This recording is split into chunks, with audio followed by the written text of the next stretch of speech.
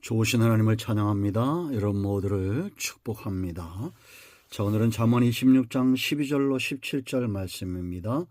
기도합니다. 하나님을 사랑하고 주의 말씀을 사모하는 주의 백성들이 하나님 앞에 있습니다. 영광과 감사와 찬송이 우리 하나님께만 있기를 원합니다. 주의 말씀을 흠모하오니 우리의 모든 죄와 허물을 사하시고 볼 수 있는 눈과 들을 수 있는 귀와 깨달을 수 있는 마음을 허락하여 주시옵소서. 말씀을 읽으며 들을 때 오늘 우리와 함께 하시는 주의 음성으로 듣게 하시고 주님과 동행함으로 복된 날, 하나님을 영화롭게 하는 날 되는 귀한 삶을 살게 하옵소서. 종을 낮추시고 겸손하게 하시고 오직 말씀의 도구만 되기를 원합니다. 예수님의 이름으로 사모하며 기도합니다. 아멘. 12절입니다. 네가 스스로 지혜롭게 여기는 자를 보느냐?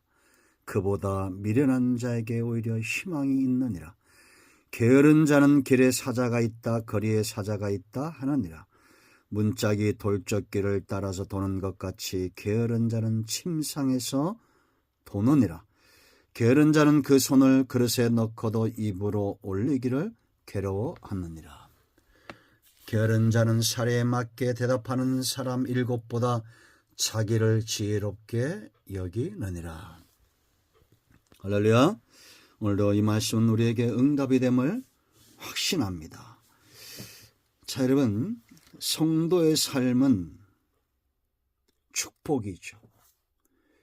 하나님께서 우리를 그렇게 부르셨기 때문입니다. 우리가 흔히 복의 근원, 이런 말들, 축복의 통로, 이런 말들 자주 합니다. 맞는 말입니다. 하나님께서 성도를 구원하실 때는 이유가 있습니다. 구원은 거듭남이며 거듭남은 생명을 얻는 것이고 삶은 생명과 연관이 있습니다. 하나님이 기뻐하는 삶, 축복의 통로가 되는 우리 모두가 되어야 될 줄로 믿습니다. 그런데 자신뿐만 아니라 주변까지 화가 미치게 하는 그런 사람들을 우리가 요즘 많이 봅니다. 누구든지 이런 함정에 빠질 수가 있습니다. 여러분, 우리가 축복의 통로가 된다는 것은 가만히 있으면 안 되겠죠. 말씀에 매이고 은혜를 사모하고 내가 가진 것이 없을 때 누군가에게 어떻게 줄 수 있겠습니까? 베풀고 나누어주는 삶이 훨씬 더 귀한 삶입니다. 우리는 세상에서 상속자로 살아야 됩니다. 장차 하나님의 나라를 유업으로 얻는 천국 가서뿐만 아니라 이 땅에서도 하나님의 자녀 아들로 사는 삶이 얼마나 귀합니까? 자, 그러기 위해서 화근이 되지 않고 축복의 통로가 되기 위해서 반드시 극복해야 될 것이 있어요. 화근이 되는 사람들 보세요. 오늘 12절 말씀 보면 네가 스스로 지혜롭게 여기는 자를 보느냐? 그보다 미련한 자에게 오히려 희망이 있느니라. 이 교만입니다. 화근이 되는 삶의 가장 첫 번째는 교만, 스스로 지혜롭게 여기는 자예요. 이런 사람보다 미련한 자에게 희망이 있다는 겁니다. 미련한 것보다 말이 통하지 않는 스스로 지혜롭게 여기는 하나님의 자리에 앉아있는 우리가 이런 함정에 빠질 때가 있습니다. 그리고 이런 사람들 우리 일생에 자주 만나는 경우도 있죠. 하나님의 자리에 앉습니다. 정말 지혜는 분별입니다. 그들은 선하고 아름답고 유익한 길을 압니다. 하나님이 기뻐하는 것이 어떤 것인가를 분별하는 것이 바로 지혜예요. 사람들 영혼이 얼마나 가치 있는가를 아는 것이 바로 지혜입니다. 해롭게 하지 않습니다. 여러분, 자기 몸에 안 좋은 것을 먹는 사람은 왜 그럴까요? 그러면서 듣지 않습니다. 건강하게 바랄 수 있습니까? 건강할 수가 없습니다. 스스로 판단하고, 여러분, 우리가 의사에게 가서 처방을 받아요. 물론 요즘 잘못된 의사들이 많아서 그런지 모르지만 의사가 약을 처방해주면 그걸 먹어야 건강해집니다. 근데 스스로 자기 병을 진단하고 그만한 지혜도 없으면서 스스로 약 처방을 하면 어떻게 되겠습니까? 죽습니다. 여러분, 옛날 진나라의 진시황 알죠? 영원히 죽지 않고자 했던 사람이죠. 그가 여러분 중국을 통일하고 수많은 나라들과 싸움에서 승리했지만 그가 극복하지 못한 건 뭡니까? 자기의 생명이죠. 그 불로초로 여겼던 불로장생의 비밀로 여겼던 물질 중에 하나가 수은이랍니다. 얼마나 미련스럽습니까? 수은 중독은 사망에 이를 수 있잖아요. 그래서 수은 중독으로 죽지 않았나 이런 가설들도 있어요. 그 진시황의 무덤에서 수은 이 농도가 다른 지역보다 수십 배 이렇게 더 검출된다 이런 보고도 있습니다. 어리석은 거죠. 여러분, 이게 바로 스스로 지혜롭게 여기는 자들의 특징입니다. 스스로 함정에 빠지게 되죠. 오히려 미련한 자보다 희망이 없습니다.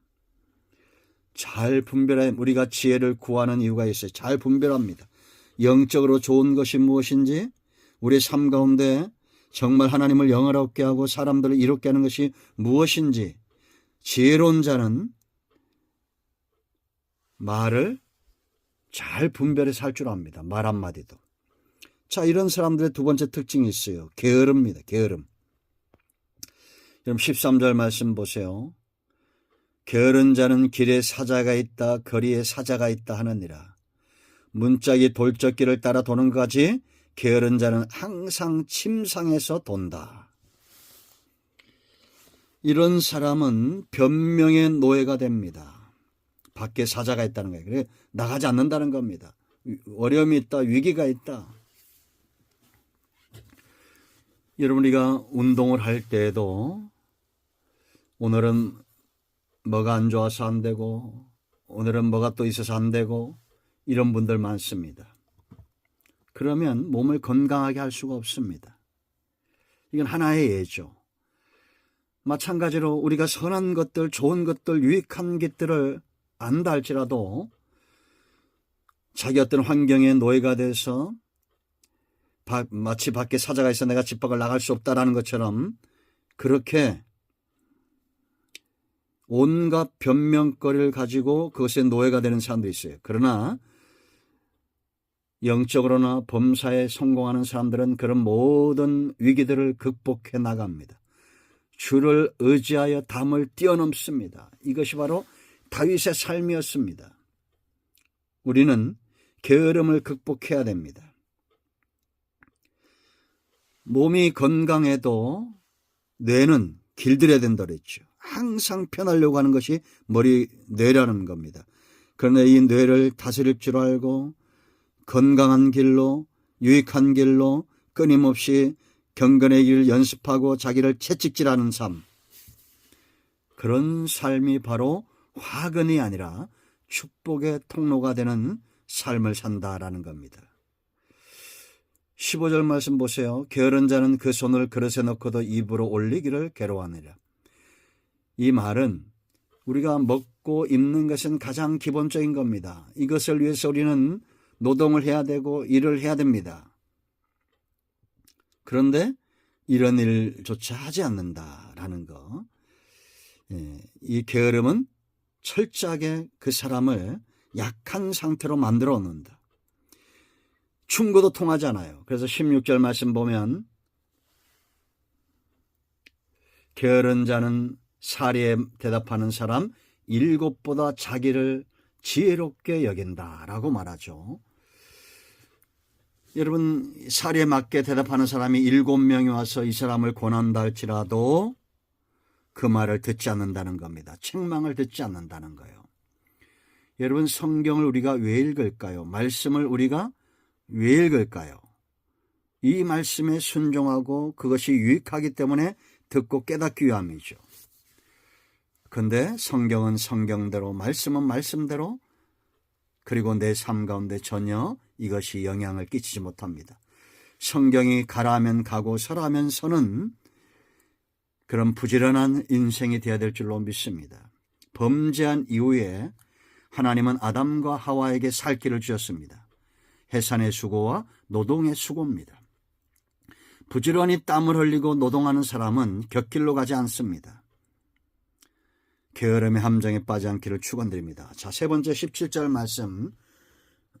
길로 지나가다가 자기와 상관없는 다툼을 간섭하는 자는 개의 길을 잡는 자와 같으니라. 이 들개, 길들여지지 않는 개의 길을 잡으면 어떻게 되겠어요? 상하겠죠.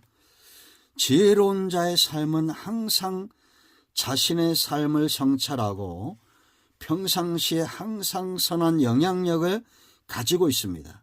그렇기 때문에 주변 사람들에게 그들의 말과 행동은 영향력이 있어요. 그런데 미련하고 교만한 자들은 자기 성찰하지 않습니다. 그들의 말엔 영향력이 없어요. 그런데 누군가의 다툼, 이런 사람의 간섭을 하면 어떻게 되겠습니까? 쉬운 말로 너나 잘해라 그러지 않겠습니까? 오히려 화근이 된다라는 겁니다.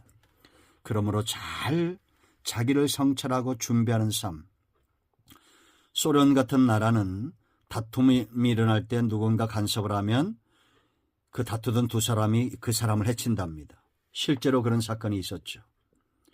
우리나라에서 선교하기 위해서 한국 사람이 갔다가 다툼에 휘말려서 죽임을 당한 경우가 실제로 있었습니다.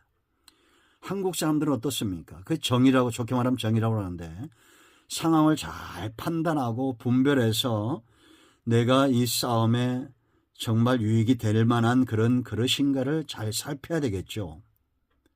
그럴 때 선한 영향력이 있을 수 있습니다. 축복의 통로, 은혜의 통로는 영향력을 갖는 사람들입니다. 화근이 되지 않고 축복의 통로가 되는 저와 여러분 모두가 되기를 예수님 축복합니다. 기도합니다. 예수님의 이름을 의지하게 합니다. 이 말씀대로 되게 하여 주시옵소서. 우리 가운데 마음이 상한 자, 병든 자 치유하시고 회복시켜 주시기를 원합니다. 예수님의 이름으로 사모하며 축복하며 기도합니다. 아멘. 할렐루야. 응답이 오늘도 우리 가운데 임하였습니다. 아멘.